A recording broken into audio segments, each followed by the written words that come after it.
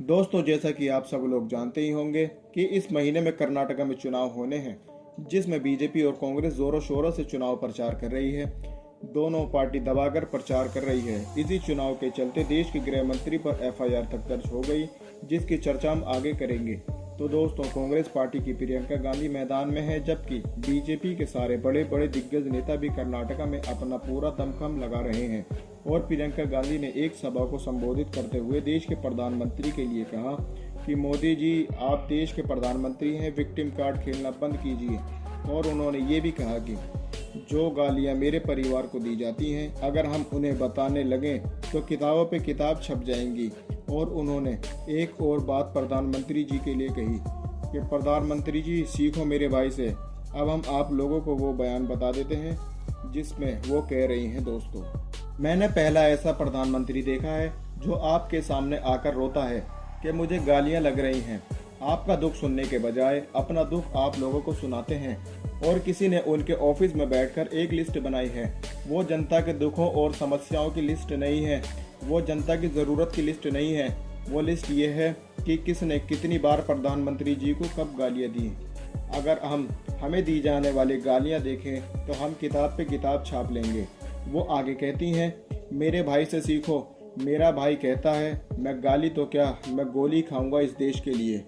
इसके बाद दोस्तों, बीजेपी के प्रचार तंत्र का मुखिया अमित मालवीय ये कहता है, कांग्रेस ने कब और कितनी बार पीएम मोदी को गालियां दी हैं। और वो ये कहता है कि देश के लोकप्रिय प्रधानमंत्री को कांग्रेस ने अब तक 91 गालियां दी हैं।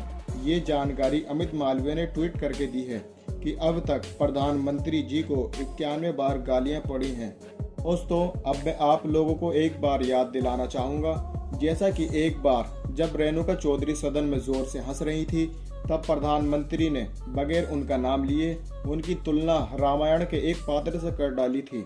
और आप लोग ये बाखूबी जानते होंगे कि पूरी रामायण में जोर से हंसने वाली महिला कौन है।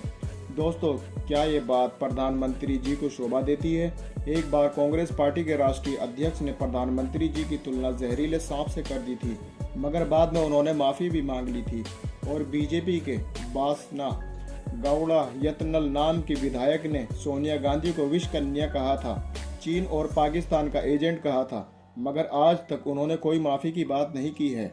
बाकायदा कांग्रेस पार्टी ने उसे मुद्दा भी बनाया था, मगर फिर भी अब तक कोई माफ़ी की बात नहीं हुई है, दोस्तों। और दोस्तों, कर्नाटक में चुनावी रैली को संबोधित करने के दौरान देश के गृह मंत्री के ऊपर एफआईआर दर्ज हो गई है।